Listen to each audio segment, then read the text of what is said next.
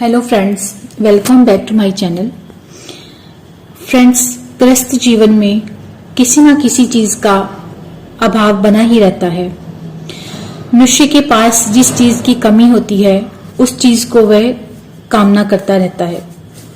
हम लोग कभी कभार ये गलती कर देते हैं कि हम कोई भी मंत्र का जाप करें, चाहे कोई भी साधना करें, उसमें हम एक ही भगवान की पूजा या आराधना करते हैं। जैसे किसी को भगवान शिव की उपासना करनी है या भगवान शिव की पूजा करनी है तो हम माँ पार्वती के साथ में उनके नहीं करते, या उनके साथ दुर्गा मैया होनी चाहिए या पार्वती माँ साथ होनी चाहिए। भगवान शिव और माता पार्वती जी या दुर्गा मैया, अगर हम दोनों का एक साथ जोड़ी में पूजन करते हैं या जोड़ी में उपासना कोई भी करते हैं तो वो ज्यादा फलित होती है और भगवान जल्दी खुश होते हैं। अगर विष्णु भगवान जी की आप पूजा या उपासना कर रहे हो तो माँ लक्ष्मी जी की साथ में करनी चाहिए। अगर कृष्ण भगवान की हम पूजा करते हैं तो राधा मैया उनके साथ होनी चाहिए। अकेले कोई भी देव या देवी की पूजा कभी ना करें। जब तक किसी देवी या देवता की पूजा अकेले की जाती है तब तक वो पूजा या साधना अधूरी रहती है। जैसे कि अगर कोई भी पूजा या हवन, कोई भी यज्ञ करना हो तो पति और पत्नी दोनों को साथ करना होता है, यही हमारे शास्त्र कहते हैं। कोई भी एक जन कोई भी अनुष्ठान करता है तो वो अधूरा रहता है। अगर पति और पत्नी साथ करे तो वो उनका अनुष्ठान, उनकी पूजा ज्यादा फलित होती है और भगवान जल्दी प्रसन्न होते हैं।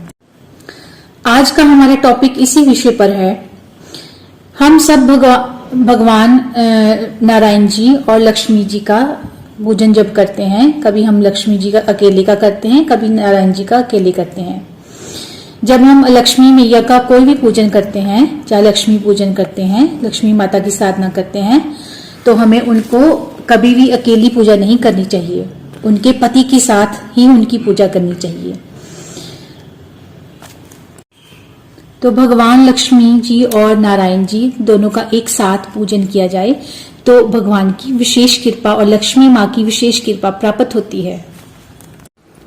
ये उपाय मैं आपको जो बताने जा रही हूँ ये करने में बहुत ही सरल है और इतना शक्तिशाली है कि आप देखते ही रह जाओगे। तो इस उपाय को क्या करना है, किस दिन करना है, ये मैं आपको बताने जा रही हूँ। इस उपाय को आप एकादशी वाले दिन कर सकते हो। एक दिन कोई भी हो, एकादशी वाले दिन कर सकते हो। समय चाहे कोई भी हो, जैसे सुबह हो, दोपहर हो, शाम को हो। अगर आप पूरे दिन में किसी भी समय करते हो तो अच्छा है। अगर रात को करते हो तो 10 बजे से पहले पहले इस प्रयोग को कर लेना चाहिए। तो आप क्या करें, आप अपनी पूजा घर के पूजा रूम में जाकर आराम से शांति हो से बैठ जाए। स्वच्छ रूम हो, साफ सुथरा रूम हो और आप अपने सामने भगवान लक्ष्मी नारायण जी का चित्र या विग्रह अपने सामने स्थापित करें। जहां पर भी, जिस भी दिशा में आप बैठ रहे हो वहीं पर आप अपने सामने लक्ष्मी नारायण जी का चित्र हो या विग्रह हो स्थापित करें। उनके नीचे पीले रंग का या लाल रंग का कपड़ा बिछाएं, शुद्ध, सुंदर और स्वच्छ। फिर उनके सामने एक शुद्ध घी का दीपक जलाएं। मिट्टी का दिया हो तो बहुत ही अच्छा, एक बाती वाला होना चाहिए, अनेक बाती नहीं उसमें होनी चाहिए। तो अगर आपके पास मिट्टी का दिया अवेलेबल ना हो तो आप कोई भी धातु का ले सकते हो। मिट्टी का दिया शुद्ध और पवित्र होता है, इसीलिए भगवान मिट्टी के दिए से ज्यादा प्रसन्न होते हैं। अगर स्वर्ण का हो, चांदी का हो तो उससे भी इतने प्रसन्न नहीं होते जितने मिट्टी के दिए से प्रसन्न होते हैं। तो आपको मिट्टी का दिया जो लेना है वो एक बाती वाला लेना है और जो दिए की लो होगी वो भगवान की तरफ होगी। जिस तरफ भी भगवान बैठे हैं भगवान की तरफ ज्योत की लो होगी। फिर आप क्या करें, एक शुद्ध स्वच्छ आसन पर बैठ जाएं उनके सामने।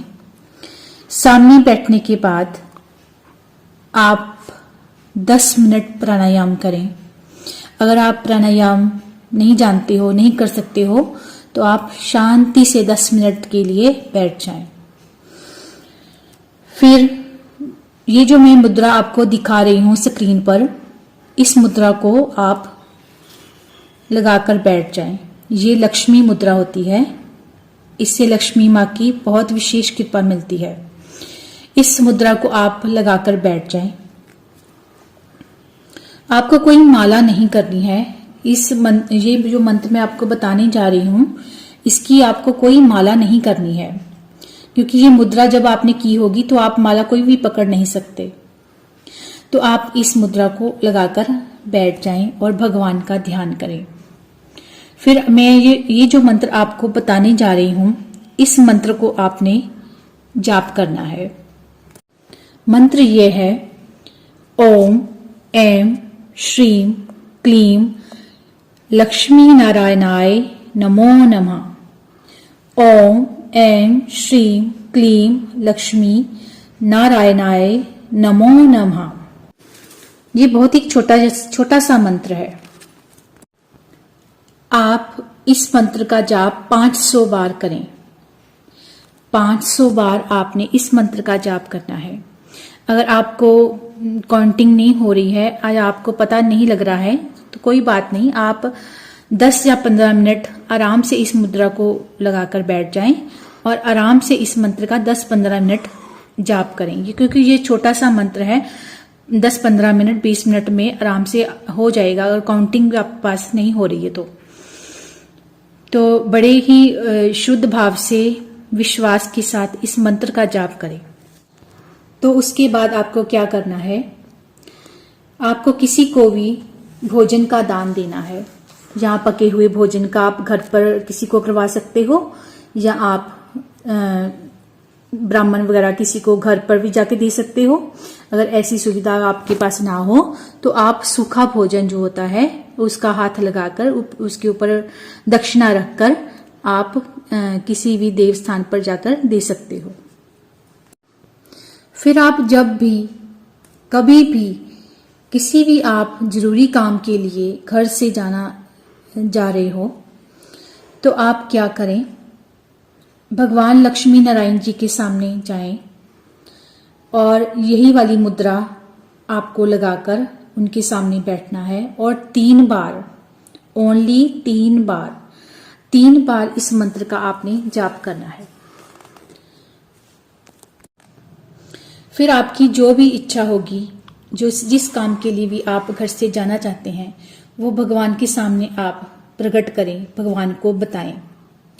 अवश्य ही आपकी जो भी मनोकामना होती है वो पूरी होती है, और जो भी आपके रुके हुए काम हैं, जो इस काम के लिए भी आप घर से निकल रहे हैं, वो काम अवश्य ही पूरा होता है। पूरे विश्वास के साथ आप ये उपाय करें, बहुत ही लाभ मिलेगा। श्रद्धा के साथ करें। आप इस प्रयोग को या तो आप एकादशी वाले दिन भी कर सकते हो, जैसे सोमवार भी कर सकते हो और शुक्रवार भी को भी कर सकते हो। आपको ये मेरी वीडियो कैसी लगी, पसंद आई हो तो लाइक कीजिएगा। अगर कोई क्वेश्चन आपके मन में है तो मुझे कमेंट के जरिए जरूर पूछिएगा, मैं आपको आंसर जरूर करूंगी। अगर आपने मेरे चैनल को पहले सब्सक्राइब नहीं भी किया हुआ है तो प्लीज कर दीजिएगा और बेल आइकन को भी प्रेस कीजिएगा, ताकि मेरी आने वाली हर वीडियो की नोटिफिकेशन आपको मिलती रहे।